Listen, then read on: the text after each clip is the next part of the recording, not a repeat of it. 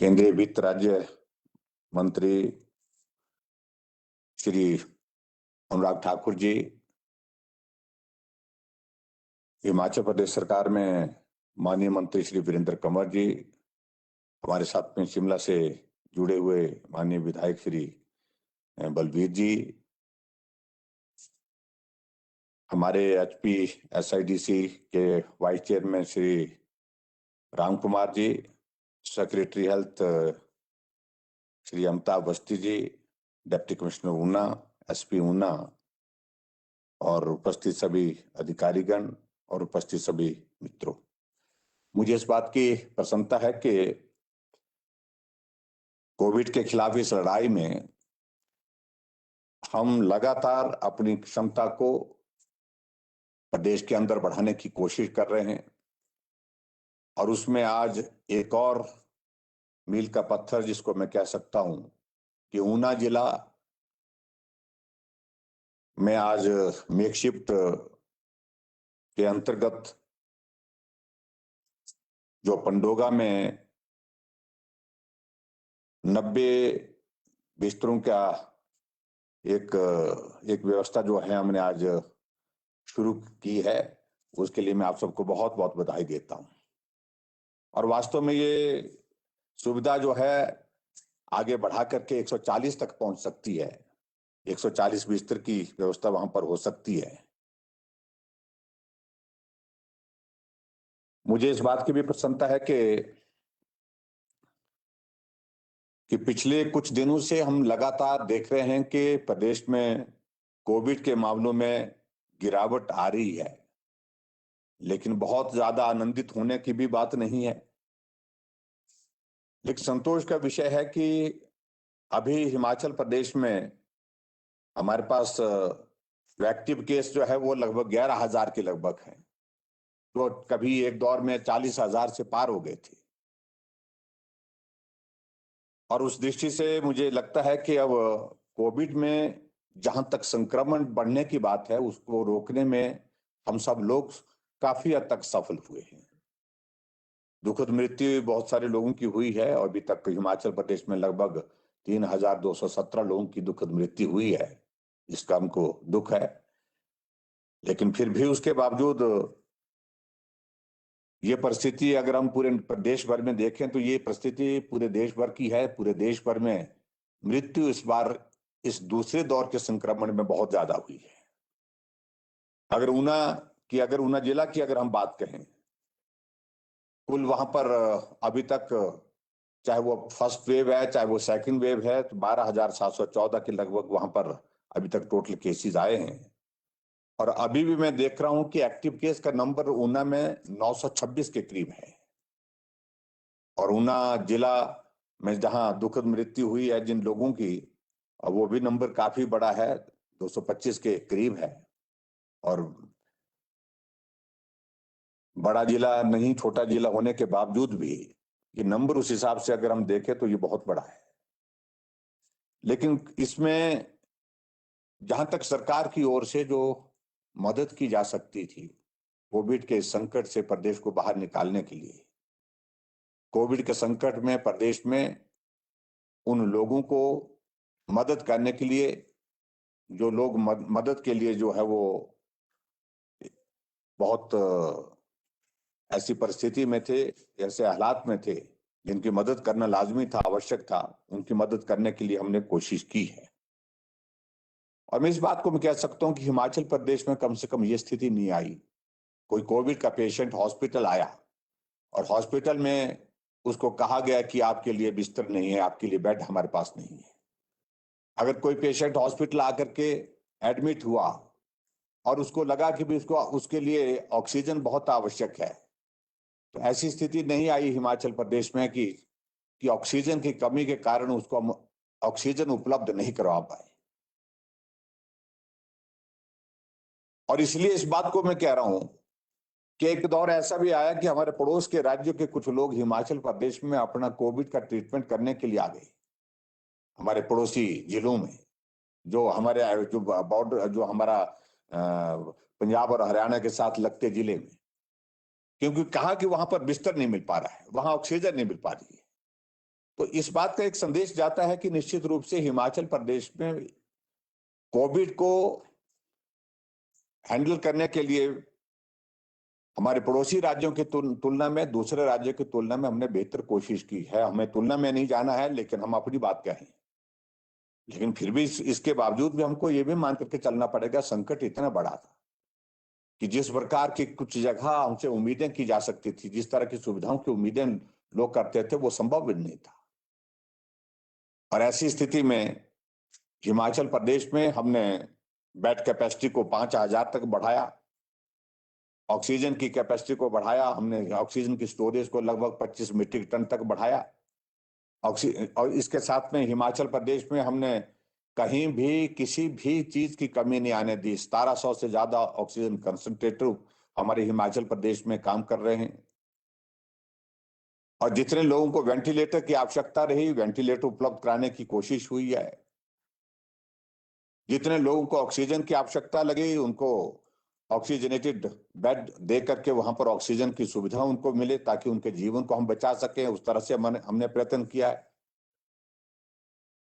लेकिन फिर भी हमने इस बात को देखा कि अब के इस संक्रमण में बहुत सारे लोगों की मृत्यु हुई है, और उसकी वजहें अलग अलग हैं। देर से पहुंचना, देर से आना, और बीमारी को छुपाना, ये सब तरह की बातें उसमें देखने को मिली हैं, और जिसके कारण कुछ लोगों ने अपने जीवन को संकट में डाल दिया।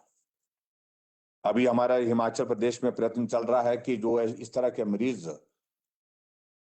जो रिकॉर्डेड नहीं है, रिकॉर्डेड नहीं है का मतलब यह है कि एक तो जो होम आइसोलेशन में वो रिकॉर्डेड है क्योंकि उनका टेस्ट हो चुका है, वो पॉजिटिव है और उनका ट्रीटमेंट वहां पर चल रहा है, वो स्वास्थ्य लाभ ले रहे हैं। हमारे हेल्थ वर्कर्स, हमारे आशा वर्कर्स उनके सारे हेल्थ पैरामीटर्स को रिकॉर्ड कर रहे हैं। हॉस्पिटल में जो लोग हैं उनका ट्रीटमेंट हो रहा है, हॉस्पिटल में डॉक्टर्स नर्सेज उनके ट्रीटमेंट कर रहे हैं। लेकिन ऐसा भी एक नंबर है जो बीच में है, जो चिंता का विषय है। उस आंकड़े ने हमको थोड़ा सा, अगर अब जो हमने अध्ययन किया अभी, तो उसने हमको थोड़ा चिंता में जरूर डाला कि सर्दी हो गई, जुकाम हो गया, यही मान करके 2 दिन गोली खाते रहे, पैरासिटामोल, क्रोसिन की गोली खाते रहे, और उसके बाद एक दिन और निकल गया, और देखते देखते 4-6 दिन इस तरह से उनने घर में गुजार दिए। और बाद में जब ऑक्सीजन सैचुरेशन जो है वो 40 से नीचे चला गया, 50 से नीचे चला गया, तो हॉस्पिटल आए। हॉस्पिटल में जब टेस्ट किया तो पाया गया कि कोविड पॉजिटिव है, और कोविड पॉजिटिव होने के बाद फिर उसके बाद अपने जीवन को उन लोगों ने संकट में डाला। वो एक चिंता का विषय है। इसके लिए हमने हिमाचल प्रदेश में अभी जो टास्क फोर्स जो है, जो पंचायत के चुने हुए प्रतिनिधियों के साथ जो गठित की है, वो एक बहुत महत्वपूर्ण भूमिका निभा रही है। हर वार्ड मेंबर, हर पंचायत का चुना हुआ प्रतिनिधि सुनिश्चित कर रहा है कि उनके पंचायत में कौन आदमी बीमार है। वार्ड मेंबर को सबको पता होता है।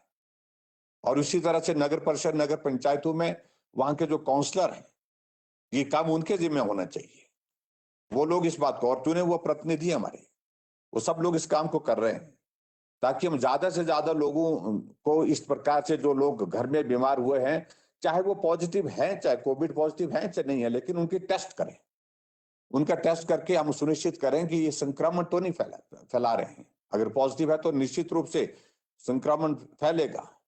अभी मंडी जिले के अंतर्गत जो है, हमने देखा, मैं अपने ही विधानसभा क्षेत्र में बात कर रहा हूं कि अपने विधानसभा क्षेत्र में इस प्रकार की घटनाएं हुई, और बाद में जब टेस्ट की तो वहां बड़ा नंबर जो है वो कोविड पॉजिटिव निकला, यही सर्दी जुकाम के इसमें। तो ऐसी स्थिति हमारे बीच में जो है वो बीच में रही है। तो उस सारे दौर में से हम कोशिश कर रहे हैं कि एक एक आदमी को कोविड के टेस्ट के लिए हॉस्पिटल लेकर के उसको सुनिश्चित करें, ताकि वो संक्रमण ना फैले। मुझे इस बात की भी प्रसन्नता है कि हिमाचल प्रदेश में मात्र एक जगह ऑक्सीजन का प्लांट था, ऑक्सीजन सेपरेशन यूनिट था हमारा, शिमला में आईजीएमसी में। अभी तक हमने हिमाचल प्रदेश में पीएसए प्लांट जो है वो नंबर 8 हो गया हमारे पास, जो जिनका विधिवत हम उद्घाटन कर चुके हैं, जिनको जो अपने इसमें दे रहे हैं। और 2 और ये 12 एडिशनल और हमारे पास जो है वो पाइपलाइन है, जिसमें हम काम करने की हम कोशिश कर रहे हैं। और उसी प्रकार से मैं भाई अनुराग ठाकुर जी का भी आभार व्यक्त करना चाहूंगा कि बहुत बड़ी मदद आपके माध्यम से हमको प्रदेश को मिली है। चाहे वो ऑक्सीजन कंसंट्रेटर का नंबर हो, चाहे वो पीपी किट मिले हो, चाहे वो ग्लव्स मिले हैं, चाहे वो मास्क मिले हैं, चाहे वो सैनिटाइजर मिले हैं, चाहे इसके अतिरिक्त जो है वो हमारे घुमारवी और हमीरपुर में 140 एलपीएम के ऑक्सीजन प्लांट मिले हैं। तो बहुत बड़ी मदद वहां पर आपने उसमें की है। और मुझे इस बात की भी प्रसन्नता है कि जो पालकुआ में जो नेस्ले की ओर से जो है वो 500 एलपीएम का एक ऑक्सीजन प्लांट जो सिविल हॉस्पिटल पालकुआ में लगेगा, तो वो भी उसके लिए हम कोशिश कर रहे हैं कि जल्दी से जल्दी वो भी पूरा हो जाए। इस महीने की हम कोशिश कर रहे हैं कि 20 तारीख तक वो लग करके तैयार हो जाए ताकि वहां पर ऑक्सीजन की सुविधा उपलब्ध हो सके। और उसी प्रकार से जो ऑक्सीजन प्लांट जो बिलासपुर और हमीरपुर के लिए जो दिए गए हैं, वहां पर हम जल्दी कोशिश कर रहे हैं कि सिविल वर्क जो है वो जल्दी से जल्दी उसका पूरा हो जाए। अभी वो बिलासपुर की ओर से थोड़ी सी कोई फॉर्मेलिटी रहती है, उसके लिए हमने कह दिया सचिव स्वास्थ्य विभाग के कि वो तुरंत डेप्टी कमिश्नर से टेकअप करें और उसकी स्वीकृति दे करके उसका काम शुरू कर दिया जाए ताकि वहां पर जल्दी से जल्दी जो उस सुविधा को वहां पर उपलब्ध कराया जा सके। हिमाचल प्रदेश में जितने भी हमारे रीजनल हॉस्पिटल्स हैं, रीजनल हॉस्पिटल का अभिप्राय यही होता है कि जो डिस्ट्रिक्ट हॉस्पिटल उनको रीजनल हॉस्पिटल की कैटेगरी में रखा है। और जो जोनल हॉस्पिटल हमारे हिमाचल प्रदेश में 3 है, एक धर्मशाला, एक मंडी, एक शिमला। तो तीनों में तो हमारे ऑक्सीजन के प्लांट है ही। और जोनल जो हमारे रीजनल हॉस्पिटल जो है हमारे, उसमें हम कोशिश कर रहे हैं कि सभी जगह ऑक्सीजन की जो प्लांट के माध्यम से लगा करके और व्यवस्था को मजबूत किया जाए। हम आने वाले समय के लिए भी हम तैयारी कर रहे हैं, जिसका जिक्र किया जा रहा है कि तीसरा जो इसका दौर आएगा, ऐसी संभावना व्यक्त की जा रही है कोविड का, तो उसमें बच्चों को ज्यादा प्रभावित किया जाए, मतलब प्रभावित होंगे वो। ज्यादा से ज्यादा हमको सारी चीज के लिए भी तैयारी करनी है, उसके लिए हमने अपने स्तर पर तैयारी करनी शुरू कर दी है। और जो भी रिक्वायरमेंट उस सारी चीज के लिए चाहिए, उन सारी चीजों की तैयारी हमारे अधिकारियों के बीच में हमने बैठक करके हमने शुरू कर दी है। कौन सी चीज कैसे प्रोक्योर होगी, कहां से होगी, कितनी मात्रा की आवश्यकता है, इन सारी बातों को लेकर के हमने डिटेल्ड एक मीटिंग कर ली है और उसमें चीजें आगे बढ़ रही हैं। तो आज के इस कार्यक्रम में मैं बहुत ज्यादा नहीं कहते हुए, मैं एक तो सभी ऊना में इस सुविधा को वहां पर उपलब्ध होने के पश्चात आप सबको बधाई देता हूं। भाई अनुराग ठाकुर जी का भी धन्यवाद करता हूं कि इन्होंने बहुत बड़ी मदद इस कोविड के संकट के दौरान हिमाचल प्रदेश को की है अपने प्रयासों से, और निश्चित रूप से उसका लाभ हुआ है। और उसके साथ साथ में हिमाचल प्रदेश में इस कोविड के संकट से प्रदेश को बाहर निकालना, ये हमारी प्राथमिकता है। और इस प्राथमिकता के लिए हम सब लोग मिलकर के काम कर रहे हैं।